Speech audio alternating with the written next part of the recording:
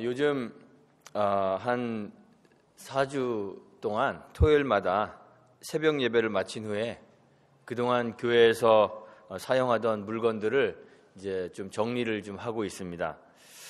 교회 건물 매각이 결정되어서 이제 7월 30일에 클로징을 하기로 그렇게 약속이 되었습니다. 그래서 이번 달 7월 마지막 주일을 끝으로 우리가 사용하고 있는 이 건물을 비워줘야 합니다. 앞으로 당분간 몇 년 동안은 새 건물을 구입하기보다는 다른 장소에 렌트를 해야 하기 때문에 물건을 보관할 장소들이 없습니다. 그래서 가져갈 수 있는 것, 우리가 계속 소유해야 될 물건들을 좀 이렇게 최소화해야 되는 그러한 시기가 되었습니다. 그래서 일반적으로 보통 우리가 이사하는 것보다는 버려야 하는 것들이 더 많습니다. 토요일마다 교회 밖에 있는 그 덤스터 하나씩 이제 버리는 물건들로 우리 채우고 있는데요. 덤스터가 작은 건지 아니면 버려야 될 게 많은 건지 정말 얼마 이렇게 방 하나 이렇게 비울 때 얼마 비우지 않은 것 같은데 그냥 덤스터 하나가 금방 가득 차버립니다. 교회 구석구석마다 사용하지 않는 물건들로 가득 차 있습니다. 버리다 보니까요, 버려도 끝이 없습니다. 제가 이 교회에 온 지가 5년을 지나서 벌써 6년이 돼 가는데요. 제가 와서 5년 반 동안 한 번도 건드리지 않은 물건들이 교회 곳곳에 이렇게 박혀 있습니다. 물건을 정리하면서 저희가 정리하면서 그래요. 이건 왜 이렇게 많이 사다 놓은 거야?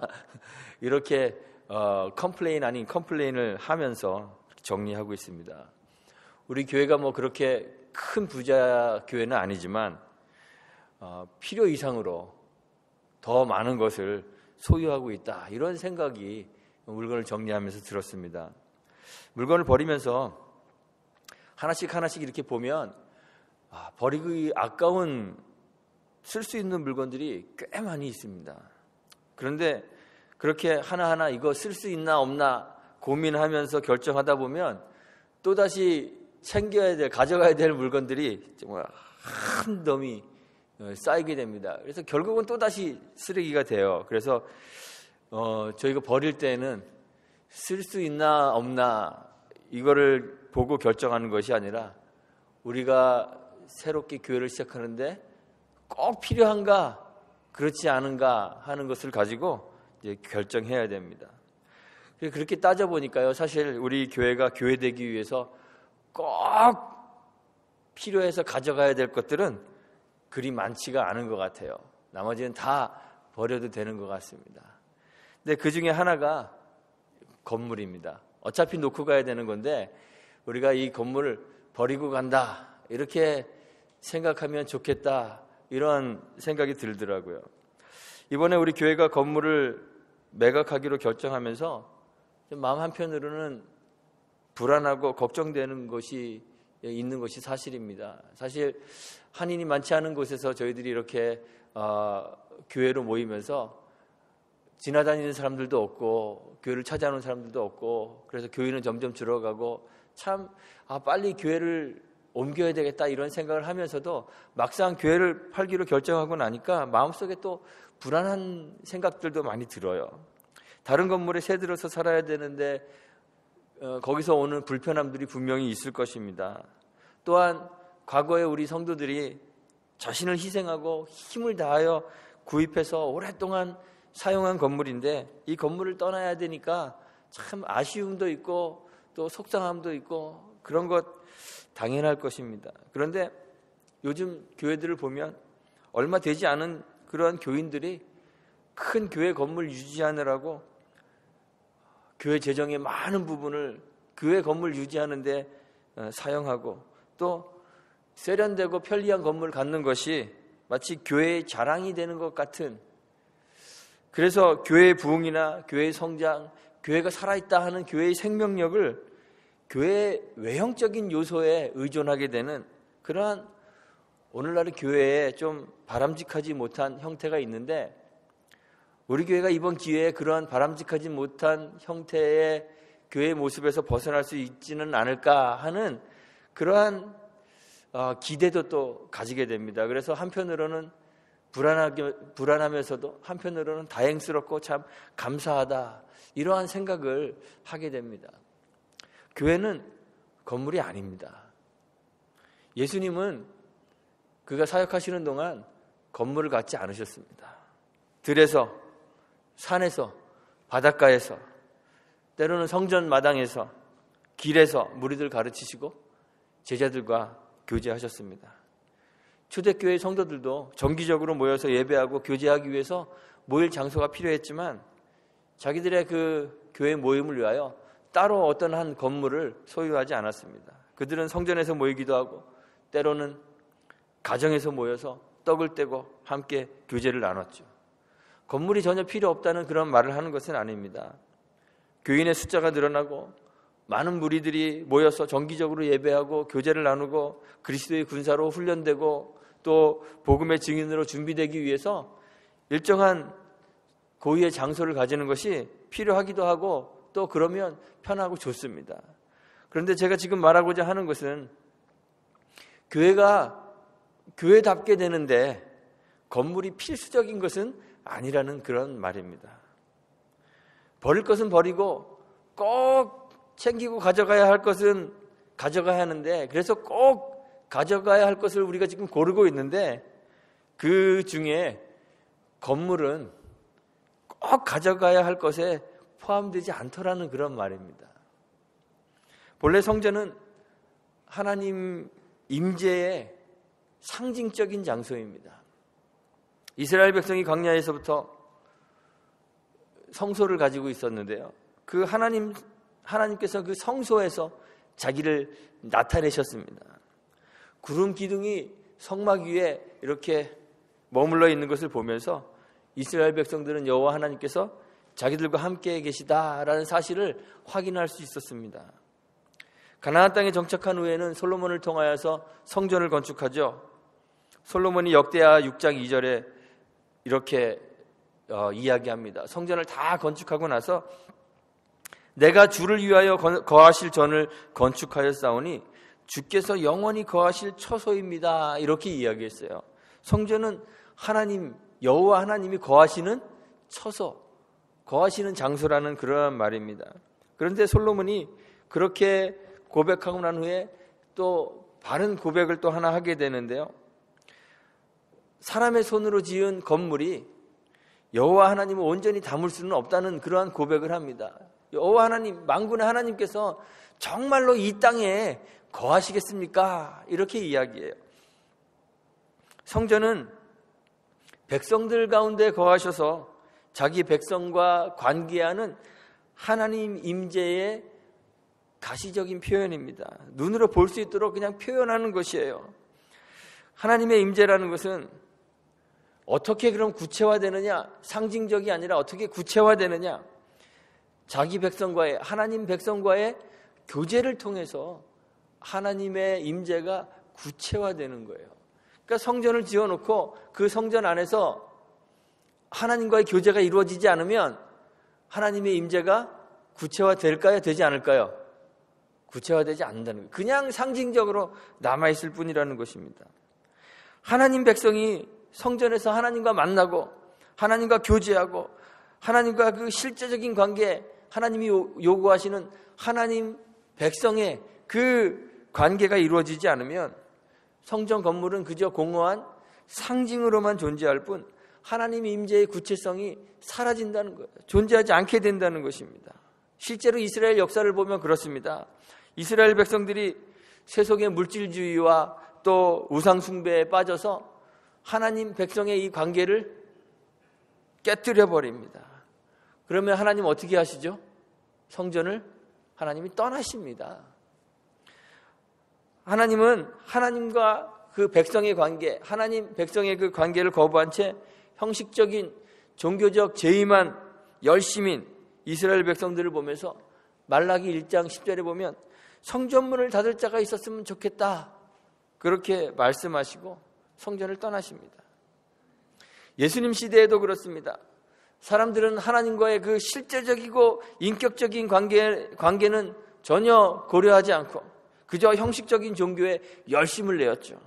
수십 년 동안 예수님 시대에 보면 그 헤롯이 성전을 건축하고 있었는데 40년 동안 지었다 그러죠. 그런데 아직도 다 완성되지 않았습니다. 그래요. 성전을 아름답게 짓기 위하여 수십 년 동안 예루살렘의 성전을 건축하고 그 건물의 아름다움을 자랑했습니다. 마가복음 13장에 보면 그 제자들 중에 하나가 성전을 가리키면서 이 돌들이 어떠하며 이 건물들이 어떠합니까? 그래요. 너무너무 웅장하고 그 아름다운 그 건물에 감탄하는 거예요.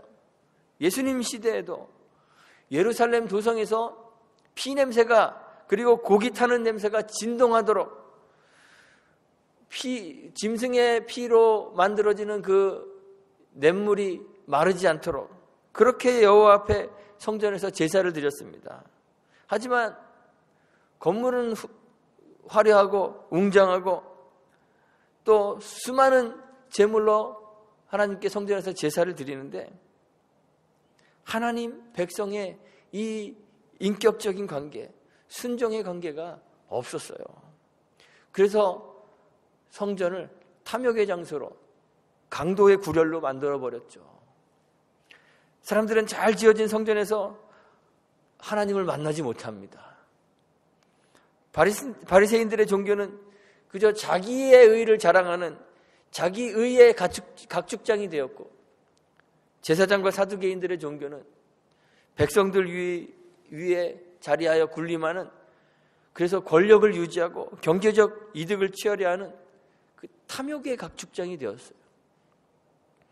유대인들은 하나님 백성의 이 관계를 그래서 그 관계 안에서 순종으로 하나님 앞에 반응하는 그런 하나님과의 인격적인 관계를 가지지 못하면서 그저 건물로서의 상징으로서의 성전만 차지하고 있었던 거죠.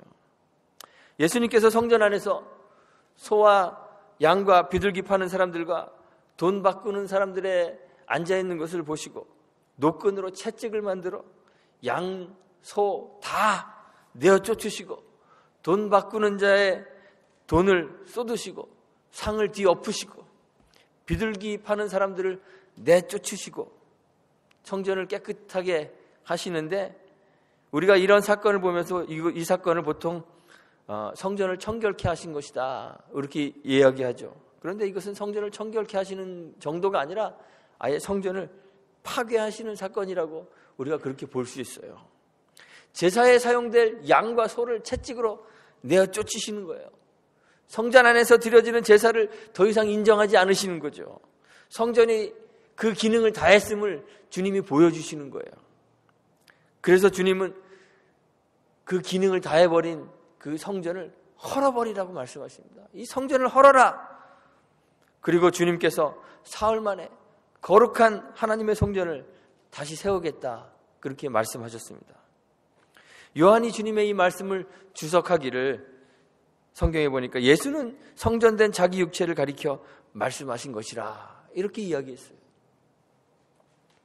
제자들은 예수님이 죽은 자 가운데서 살아나신 후에야 주님의 이 말씀을 기억하고 주님의 가르침, 주님께서 말씀하신 그 성경의 예언들, 주님의 하신 말씀 이런 것들을 믿게 되었다 이렇게 요한이 기록하고 있어요. 우리 예수님께서 십자가에서 죽으심으로 하나님의 공의를 만족시키시고 무덤에서 부활하심으로 자신이 하나님 되심을 증거하셨어요. 부활하신 그 주님 안에 하나님의 임재가 온전히 있습니다. 주님은 유대인들에게 말씀하시기를 나를 믿지 못할지라도 내가 하는 일, 내가 하는 그 하나님의 일을 보고 믿으라 이렇게 말씀하시면서 그들이 아버지께서 주님 안에 거하시고 또 주님이 아버지 안에 있음을 깨달아 알 것이라 그렇게 이야기하셨어요. 그러니까 주님이 하시는 일의 그 궁극적인 그 정점에는 주님의 십자가와 부활이 있거든요. 그런데 그 주님의 십자가와 부활을 보면 주님이 하시는 일을 보면 아버지께서 주님 안에 계시고 하나님이 주님 안에 계시고 주님이 하나님 안에 있음을 깨달아 알 것이다. 이렇게 말씀하셨죠. 제자들에게도 요한복음 14장 11절에 말씀하시기를 내가 아버지 안에 있고 아버지께서 내 안에 계심을 믿으라. 이렇게 말씀하셨습니다. 그리고 주님은 실제로 부활하셔서 자기 안에 하나님이 온전히 거하시는 하나님의 전이심을 증거하신 거예요. 하나님 임재의 장소로서의 기능을 상실한 건물은 더 이상 성전이 아닙니다. 하나님의 온전한 임재는 그리스도 안에서 이루어지기 때문에 이제 예수 그리스도가 성전인 것이죠. 주님이 성전이시기 때문에 우리는 이제 예루살렘의 화려한 그 건축된 성전에서가 아니라 주님 안에서 하나님을 만납니다. 우리는 다 이제 주님 안에서 하나님을 만나는 거예요. 뿐만 아닙니다. 그리스도 예수께서 하늘로 올라가시고 보혜사 성령을 우리에게 보내주셔서 예수를 주와 구주로 고백하는 모든 거룩한 주의 백성 안에 성령 하나님이 임재하시고 내주하시게 되었습니다. 그래서 이제는 성령의 임재와 내주를 경험한 모든 성도들이 하나님의 거룩한 전, 성령이 거하시는 하나님의 전이 되었습니다. 예수님께서 제자들에게 요한복음 14장 20절에서 그날에는 내가 아버지 안에 너희가 내 안에 내가 너희 안에 있는 것을 너희가 알리라 말씀하신 것처럼 우리 주님이 아버지 안에 거하시고 우리가 주님 안에 거하시고 또 주님이 우리 안에 거하시는 그것을 알리라 말씀하셨어요. 이 말씀처럼 이제 거룩한 하나님의 백성된 우리 안에 우리 하나님이 거하시게 되는 거예요. 그래서 이제는 우리가 성전이 되는 것이죠. 그런데 생각해 보십시오. 크고 아름다운 돌로 짓고 또 금으로 입힌 그 솔로몬의 그 웅장한 성전도 하나님의 물리적인 임재, 실제로 하나님의 거기 거하시는 하나님의 물리적인 임재를 담보하지 못하는 거예요. 보장해 주지 못하는 거예요. 이스라엘 백성들이 하나님과 어떠한 관계를 맺고 있는가? 하나님 백성의 그 관계를 맺는 것에서 그 관계 안에서 실제적이고 인격적인 그 관계를 통해서 하나님의 임재가 구체화되고 실제화되는 것 여러분들 아시죠? 그것과 마찬가지로 오늘날도 그렇습니다. 신자 교인이란 이름만으로 우리 안에 성령이 거하시는 하나님의 온전한 그 전이 되는 것이 아닙니다. 하나님의 거룩한 전이 되는 것이 아닙니다. 우리도 하나님과 백성의 그 인격적 관계로 들어갈 때 하나님의 뜻에 늘 순종으로 반응하는 그런 실제적이고 인격적 관계 안에 들어갈 때 그 관계를 통해 하나님이 우리 안에 거하시는 것을 구체화하게 되는 거예요. 네가 어떻게 성전이냐? 나 교회 다녀. 이것으로는 안 된다는 거예요. 내가 성전인 것은 내가 하나님과 맺는 그 인격적 관계를 통해서 구체화되는 거예요. 그곳에 하나님의 성전이 있고 교회가 있는 것이에요. 힘을 다하여 구입하고 거진 20년 동안 사랑하며 정성으로 돌보던 이 교회를 떠나서 다른 곳으로 예배 처소로 옮기는 것이 심적으로 쉽고 간단한 그러한 결정은 아닙니다. 건물이 없기 때문에 오는 그러한 제약들이 있습니다. 모임 시간도 제약을 받을 것이고 원하는 시간에 원하는 장소에서 모일 수 없는 불편함이 있습니다. 그 외에도 여러 가지 불편함들이 분명히 많을 것입니다. 하지만 교회가 세상 속에서 가시화되는 것, 교회가 교회라고 세상 속에서 뚜렷하게 보여질 수 있는 것은 건물 때문이 아님을 우리가 기억해야 합니다. 교회를 건물에 종속시켜 버리면 건물이 사라질 때 교회도 사라지게 됩니다. 오늘날 물질주의와 번영 신학의 역량 때문에 잘 지어진 현대적인 건물 또는 다양한 편의시설들, 부속 건물, 널찍한 무대와 무대장치들, 또 아주 고가의 성능 좋은 음향시설을 갖춘 그런 교회를 갖는 것, 이것이 마치 부흥과 성공, 교회의 성공인 것처럼 그렇게 여겨지고 있죠. 그런데 한편으로 보면 수많은 교회들이 그렇게 잘 지은 교회를 포기하고 있습니다. 2011년 통계인데요. 부동산 정보 회사인 코스타 그룹에서 발표한 걸 따르면 2010년부터 11년까지 270개의 교회 건물이 융자, 채무, 돈을 못 갚아서 불이행으로 매각됐다고 합니다. 그 중에서 90%는 채권자들의 그 담보권 행사로 교회가 매각되는 거예요. 2011년에는 138개의 교회가 은행에 의해서 팔렸습니다. 2011년 기록인데요. 2011년에 그랬어요. 새로운 기록이다. 그리고 교회의 폐업 현상이 줄어들 만한 특별한 신호는 없다 그랬어요. 잘 지어진 교회 건물을 유지하지 못하고 매각해야 하는 그러한 상황은 정말 가슴 아픈 일입니다. 이런 안타까운 일들이 그런데 앞으로도 계속 일어날 것입니다.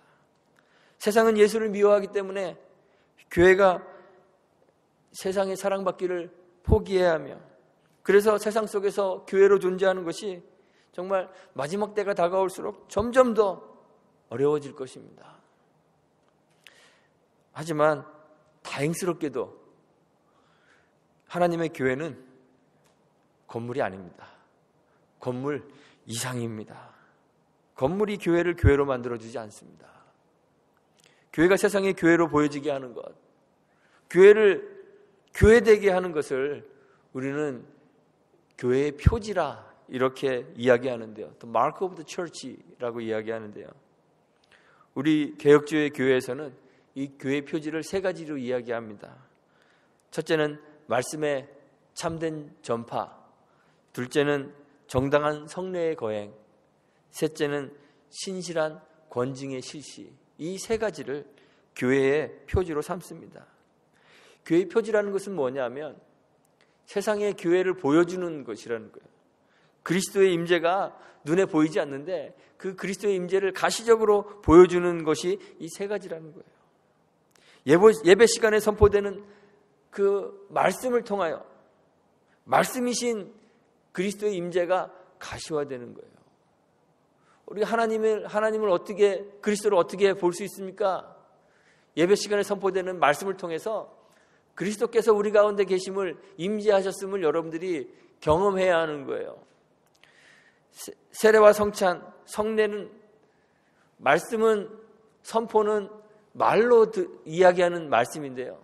성례는 보여지는 말씀이라 그랬습니다. 보여지는 말씀으로 성례도 역시 그리스도의 그 임재를 가시화하는 거예요. 우리가 세례를 베풀고 성례를 행할 때, 성찬을 행할 때 그리스도가 우리와 함께 계심을 우리가 경험하지 않으면 의미가 없는 거죠. 그리스도의 임재를 가시화하는 것입니다. 권징이라는 것은 그리스도의 말씀에 순종을 요구하는 거예요. 순종하도록 권하고 또 징계하는 것이죠. 그래서 이 주님과의 관계를 가시화하는 것입니다. 교회의 표지라는 것은 다 이렇게 그리스도의 임재를 가시화하는 거예요.